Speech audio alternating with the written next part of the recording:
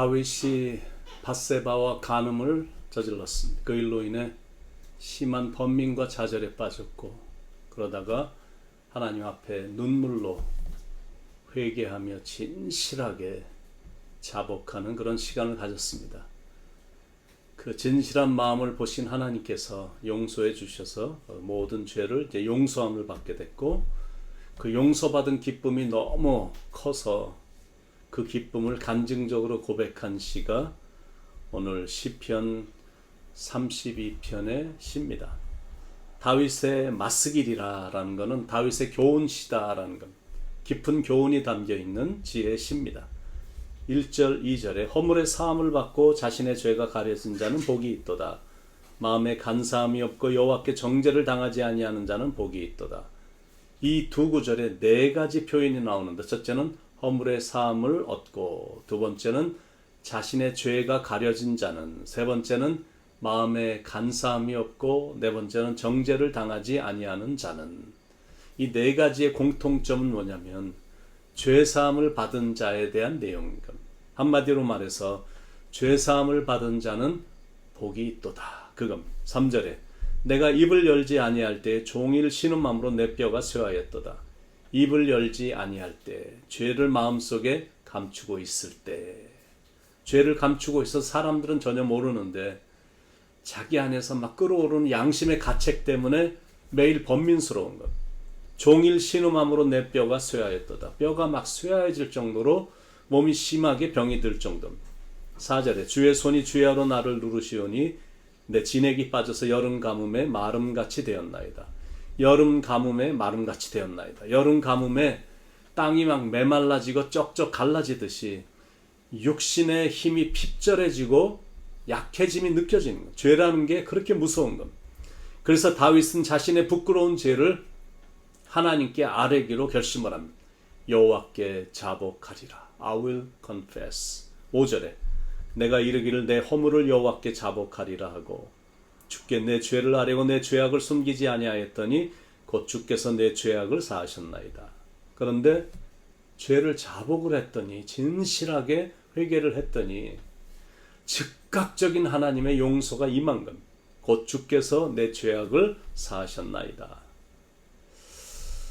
다윗의 훌륭한 점은 뭐냐면 그도 인간인지라 죄를 지었습니다. 그런데 자신의 위치는 왕이었거든요. 그 당시 문화를 봐서는 그 정도 죄 갖고는 뭐 고민을 안 해도 되는 분위기입니다. 의자 왕도 3천 궁녀를 데리고 살았고, 솔로몬 왕도 1,000명의 아내와 첩을 데리고 살았습니다. 그러니까 그 당시 분위기로 봐서는 뭐라고 말할 사람도 없습니다.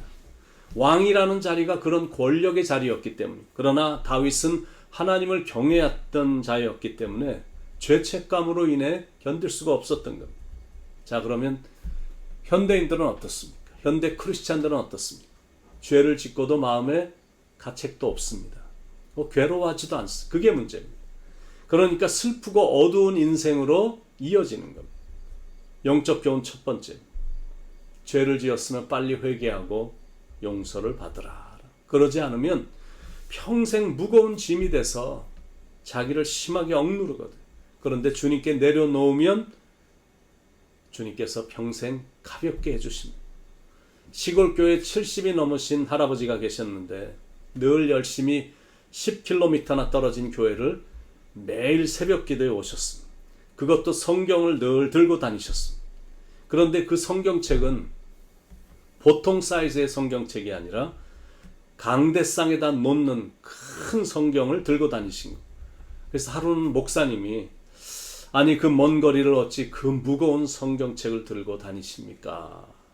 조금 작은 성경책으로 바꾸시죠. 이렇게 말을 했더니 할아버지의 답변입니다.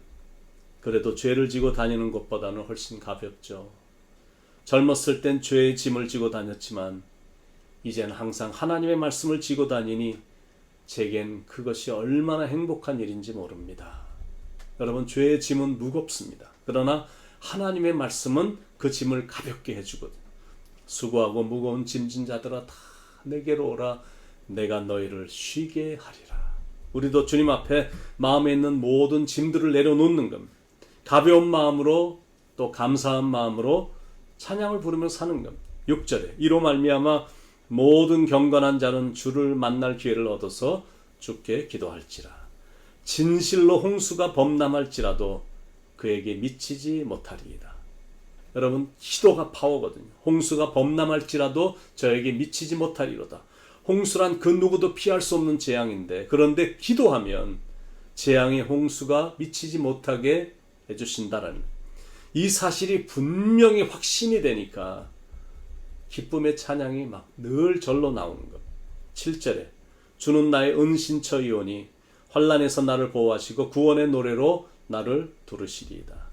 죄의 용서를 경험한 다윗은 이제는 백성들에게 교훈을 합니다. 9절에 너희는 무지한 말이나 노새같이 되지 말지어다.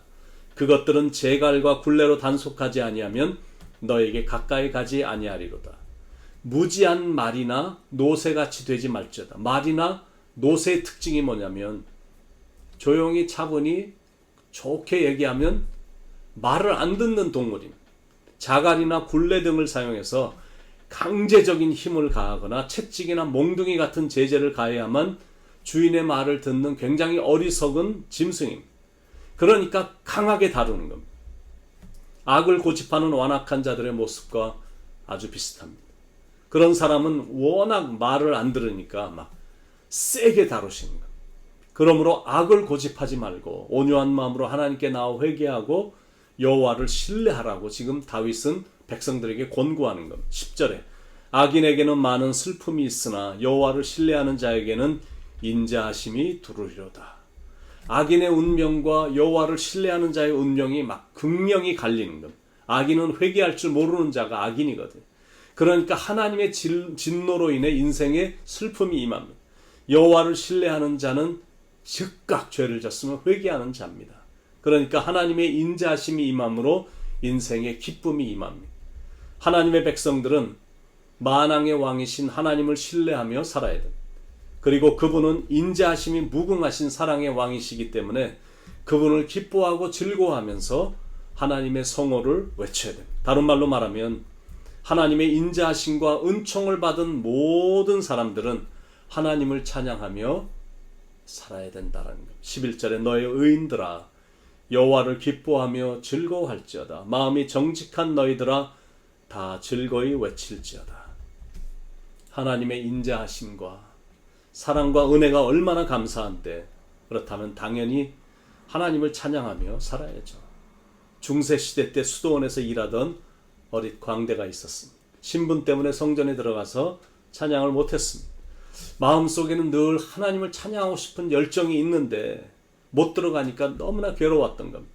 국리 끝에 아무도 없는 밤에 수도원 뜰에서 자기 특기인 이 제주 넘기를 한 겁니다. 자기가 가장 잘하는 덤블링으로 하나님께 영광을 돌려드렸다고 합니다. 여러분, 바로 이겁니다. 자신이 할 수 있는 것으로 즐거이 드리는 것, 그게 찬양과도 같은 거죠. 특히 찬양을 할 때는 그래서 온 몸으로 하는 겁니다. 한국의 송명희 자매가 전신마비 자매인데 자기 몸에서 움직일 수 있는 것이 손, 발, 그리고 얼굴뿐인데, 그러니까 자기 몸으로 움직일 수 있는 유일한 손과 발과 얼굴을 움직여서 찬양을 드리는 거예요. 온 몸으로 비틀면서 하나님을 찬양하는 모습이 정말 아름답습니다. 우리가 창조된 목적이 이사야에 잘 언급되어 있잖아요. 이 백성은 내가 나를 위하여 지었나니 나의 찬송을 부르게 하려 함이라. 하나님은 찬양을 너무 좋아하시고 또 우리로부터 찬양을 받는 걸 너무나 기뻐하십니다. 피조물로부터 찬양을 받길 원하시기 때문에 인간을 창조하신 것이다. 그렇다면 그 본연의 사명대로 창조의 목적에 입각해서 하나님을 찬양하며 살아야 된다라는 것. 찬양은 입으로만 하는 것이 아닙니다. 온몸으로 모든 재능을 다 동원해서 우리의 삶 전체로 하는 것. 다윗도 그냥 찬양한 게 아니라 춤추며 온몸으로 찬양을 했잖아요. 우리도 그랬으면 좋겠습니다. 신앙이 더 성숙해져서 온몸으로 찬양을 드렸으면 좋겠습니다. 언젠가 천국에 가면 우리 모두는 그렇게 찬양할 텐데 성도들과 사랑하는 사람들과 손을 잡고 춤추며 하나님을 찬양할 것입니다. 그러나 천국 가기 전에 이곳에서도 그렇게 찬양하면 좋잖아요. 혹시 손이 좀 잘 움직이지 않으면 발을 구르면서 하는 겁니다. 한국의 진주 기도원에 갔을 때 맨 앞자리에 앉아있던 사람이 그렇게 찬양을 합니다.